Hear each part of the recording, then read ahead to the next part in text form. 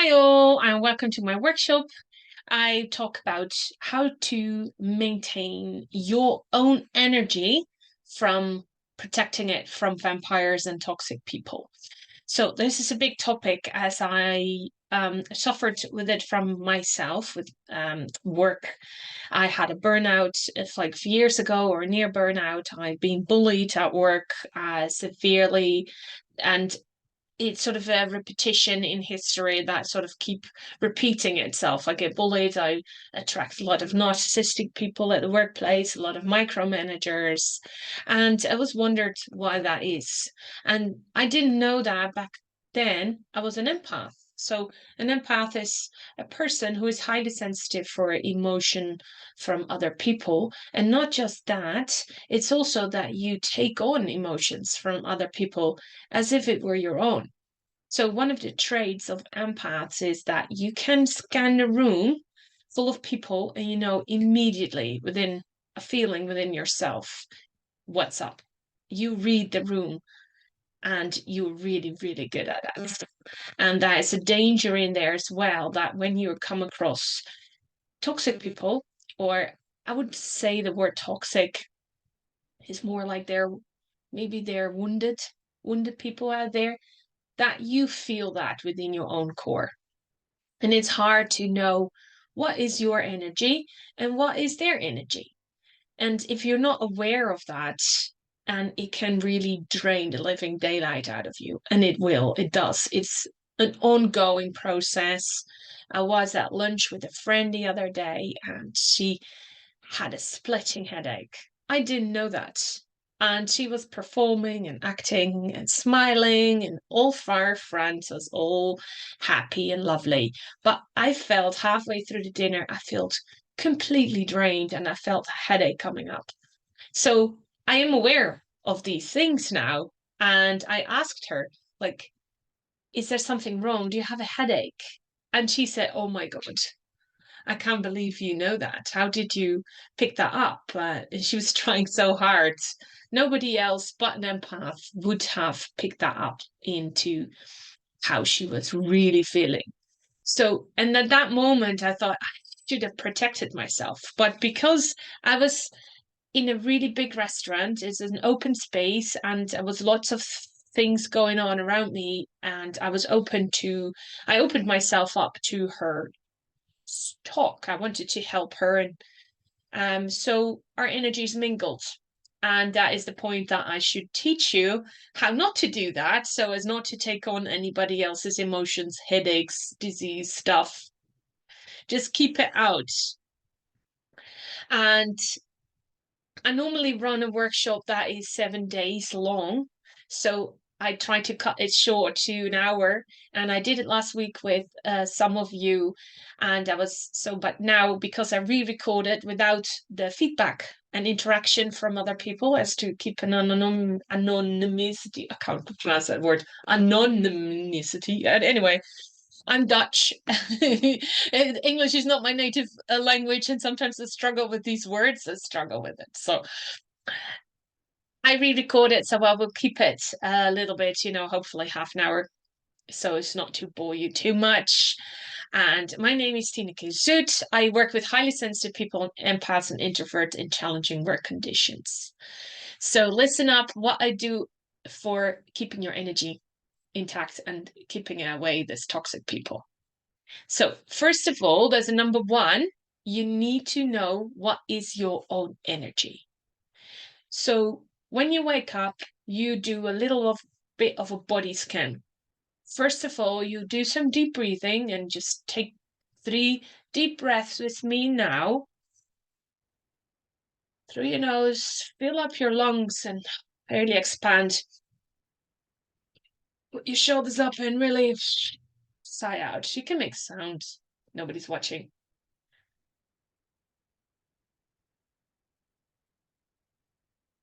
Really fill up your body with energy, with fresh air. First thing when you wake up. Don't grab your phone. Just fill up your body with fresh energy. And feel your toes at this point. Can you feel your toes tingling? And feel your feel your throat tingling, feel your head, your body, everything else. Just feel your legs, your arms. You are now in touch with your energy body. And if you would draw that, you can draw in a gingerbread man, and that is your energy body. It's a separate from your physical thing. So just imagine that sort of a light body around you. And um, if you give that a score, how you feel in that energy body from a 1 is really bad and ill, unhappy, disease, whatever, hell, as tired, and 100 is like super buzzed. Maybe, people who are in love feel maybe 100%, like, oh my God, I can't believe it. This is how amazing I feel. So give yourself a score. It might be, 70% today. I was like, I have a really bad cold for the past weeks, and now I'm had a really good night rest. And I have interrupted sleep all the time because of my 4-year-old, 3.5-year-old daughter. So I do not get as much sleep as I want. And interrupted sleep patterns is really bad for your energy body. But so is unhealthy food, not exercising, lack of nutrition. And don't forget, if you are unhappy in whatever form, if you're going through some challenging things at work or in your private life, that will set you back. So how is your energy body and how do you feel? So is it less than 50? Some people have 40%. That is really low. And then you will ask yourself the question, why? What happened? What is it that is why my energy body is so low? And what could I do about it to make it higher? What can I do about it now? What can I do about it in the long term? Can I change that? So is it possible you go for a healthy, hearty breakfast? Coffee, 10%. Get coffees, have a walk to work, park your car somewhere else this time and walk to work longer loop. So, or take the bus and something, get your energy flow going by some meditation. I hear people talking about self baths. What is it that you can do for yourself right now to keep your energy body up? That's really important. Like, what is it from nail appointments, hairdressers, talking to your mom, your partner, going on a holiday, healthy, refreshing walks, healthy food, nutrition, going to the gym, going for a swim, walk out in the rain, whatever it is that you love to do to keep your body healthy. Then you ground yourself in your body by like really planting your feet up in the ground. You can do that. Plant your feet in the ground, sit up straight, and just breathe in and out. And that you ground yourself. And then you be aware of your energy. So if you have, for example, today you're going into work and you're going to meet a micromanager, a really challenging toxic person, or there are a few types of toxic persons that will drain you. That is typically because you're an empath. You attract narcissistic people, you attract victims, people who pretend to be a victim so they can drain the energy out of you. All this battery that you charged before the day starts, it will drain because you give and give and give and give and give and give and give as people pleasers, and then your battery's empty at the end of the day. We don't want that to happen. Be aware of the narcissistic people, gaslighting people who manipulate your emotions to make it your fault, and be aware of the victims, all the constant sighing of people like, oh, back to me, back to my story and my poor me, and I don't take responsibility for my own actions. And you're vulnerable with that because as people pleasers and empaths, we want to share our light with the world. So you need to be aware of these, that you protect yourself. Go back to your base. So when you identify these people at work and you can't help but interact with them, as we do, we can cut out friends who are vampires. We cannot cut out as easily family members or toxic work environment colleagues. So you have to interact. So make sure you do the best you can to ground yourself, fill up your energy body to a higher percentage, take deep breaths. And the trick is to protect your energy, to be present, be very present. So first thing that I do is often I choose an anchor to keep yourself in your body. And you can do that by either breathing or you feel your hands. I people tell me I cramp up my make fist of my hand automatically when I'm in a space I don't like. But I do that not consciously. So that's not a good anchor. You can have a really good object for like maybe you have a necklace or a ring, that you make an agreement with yourself. What is your anchor when you go into a room? Okay, let's see. I use my wedding ring, and when I touch this ring, I know that I need to keep breathing. Okay, I'm going to meet this person, and it's going to be very unpleasant. He's going to trigger me. He's going to try to lure me out of my comfort zone. I know it's going to happen. He's going to trigger me. And we're not going into the zone of why does it trigger you, because that is a life coaching topic, and I want to keep it into the here and now, into your energy. Yeah.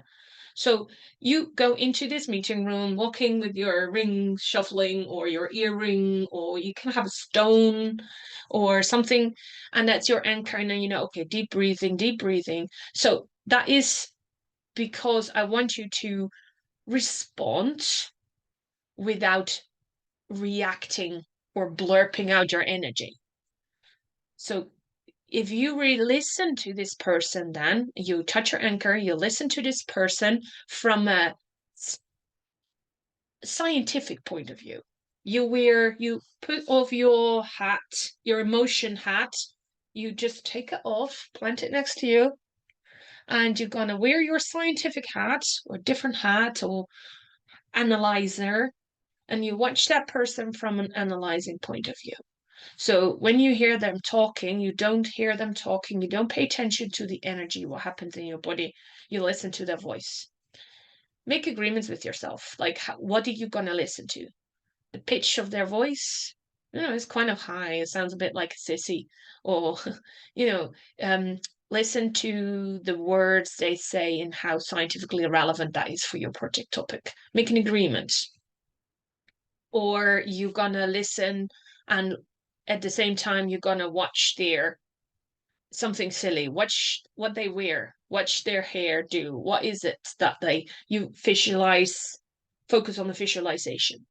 See, if that's hard for you, I have an example. When I worked in e-learning, I was a project manager for an e-learning company, and once we created a draft of an e-learning presentation, we had the slides already for them to develop for the project developer, somebody who makes it nice and clickable buttons. But I had the text on presentation, all say 20 slides. We then went through the slides 3 times. It was an agreement with the team 3 times. The first time we were wearing a hat of just paying attention on grammatics and spelling. So you go through it with those grammatic and spelling. The second time, we go back to the beginning, and I watched it just with the idea of looking at the visuals. How does the slide look like for a client? Does it where is everything positioned? And you don't even see the text. It's just pure, you're focused on the visual. Third time was focused basically on content.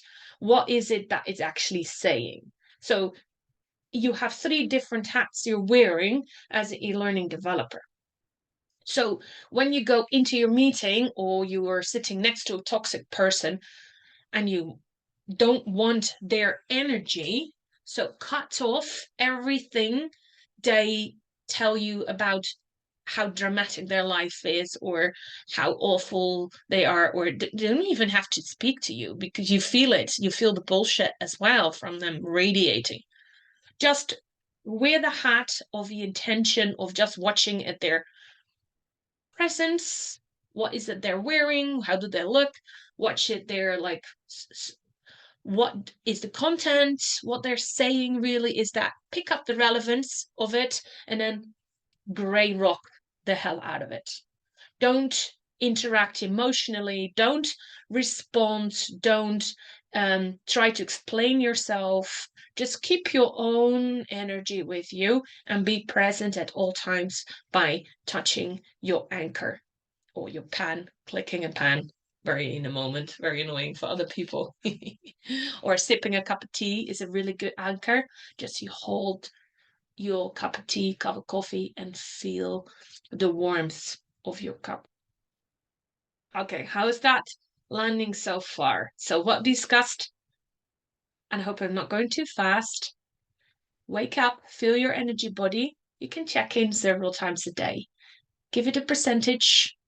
Can you raise that bar slightly by doing something productive? Go for a walk in your lunch break, calling a friend, a family member, watching some holiday pictures, eating something nice, have a coffee, and fill your own cup first. Replenish constantly. And then anchor yourself, ground yourself, choosing an anchor physically, make that agreement, go into that difficult person's space, realm, and then wearing a different hat. Focus on responding to that person from a very, you know, perspective of I just gonna respond for the bare minimum to make sure I know what you're saying. And then don't react. Don't let yourself get triggered. If you feel a trigger coming up, go take a breath, go within, and then you can deal with that later. Think what is actually going on. Why does that person get to me so much? That's a whole new level. That's definitely going to do with there's some real good issues in there that you might want to talk about later on, but we don't focus on that now. So that is the thing, anchoring, having wearing different hats. Those are two things already that you can do. Now, the third thing that I might not have discussed during the workshop, but I do like it, is making physical. If you're sitting at a desk, making physical boundaries. Make sure you have these physical boundaries. I like my plants, and when I was working for an office, I have my own home space now. But whenever I'm working for corporate at a university as well, I have plants. I have plants. You buy a plant at a supermarket and just where's your colleague? Is sitting there. They're just planting. So yeah, this is my space. Yeah, and this is out. If you want crystals, crystals are really good for absorbing negative energy. If you're into that, place your whole desk full of crystals. Wear it around your neck. Have a photograph of somebody lovely staring at you instead of your colleague's face, and just have your space marked out. Yeah, that is your personal zone. It does really help. So make sure you do that. So physical boundaries. Another thing that you can do that is really helpful is going to your happy place first. So if you're going into a meeting, I have like this always meetings because they're really always very challenging for people, or a one-to-one talk with a colleague, and you go to even when you go to the coffee cooler or a phone call, you want to make sure your energy is charged, your own energy. So what you can do, what I do, is go to my happy place. I have a meditation on that online. I will see if I can link it to you. You visualize something nice during the holiday, maybe your holiday on Ibiza, or you're in Paris, or down the road, your beach, or whatever it is that is a happy memory for you. You go inward, you close your eyes for a while, and I visualize myself on a campsite. It's not raining. my campsite is always sunny, yeah.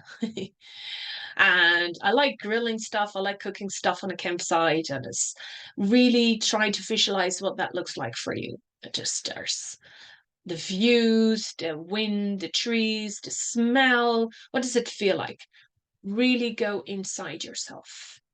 And it doesn't have to take long. You can even do it on a on a toilet by yourself and just close your eyes for a few breaths and just really let yourself go there. You know, the fact is that your mind is tricked and your body responds. So your energy body responds. The mind doesn't know what's real and what isn't real. It's reacting and your body is responding. If you don't know if that's true or not, you think about a movie or a romance novel with a highly charged, nice romantic scene in it, your body will respond, even when it's not there. It's your thinking about it, you're visualizing it. So when you're visualizing your happy place, and keep that in the back of your mind when talking to the other person, you build a very strong energy field around you. So that is a third thing that you can do. So anchor, wearing different hats when talking to them, boundary space, and the third thing, fourth thing actually, is to keep your happy space in your head, and then you build that sort of happy bubble around you and don't let anybody penetrate it. See, that's we talked a bit during the workshop about emotional contagion. It's not just the energy that you lose, because what is energy? In fact, it's a bunch of quarks, neurons. If you ask a scientific a researcher what is energy, you get like a really good answer.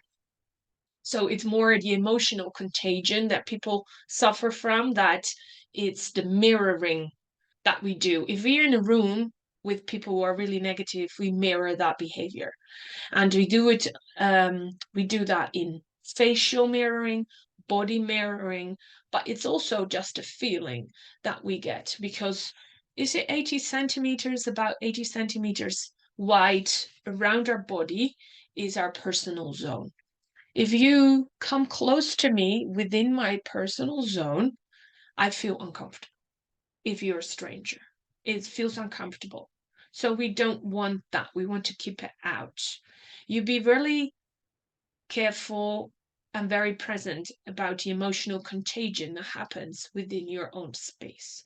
So what we can do is you visualize yourself in a bubble. I you can do rainbow colors, white colors will help. White is a really good color to just visualize yourself in a white bubble. And there's a whole theory about colors as well, but I don't want to go into it as it's quite might be a little bit too spiritual for you. But white color is really neutral, really good, and that is your space. And when you're talking to somebody, make sure you visualize yourself in that bubble, and they cannot penetrate through that bubble. Can even be a soap bubble. They cannot go through your bubble, or a shields. That's why I talked about the shielding course that I've been given. Have a shield up. That is your shield, and you're going into that person's meeting already with the shield up, the anchor, the boundaries.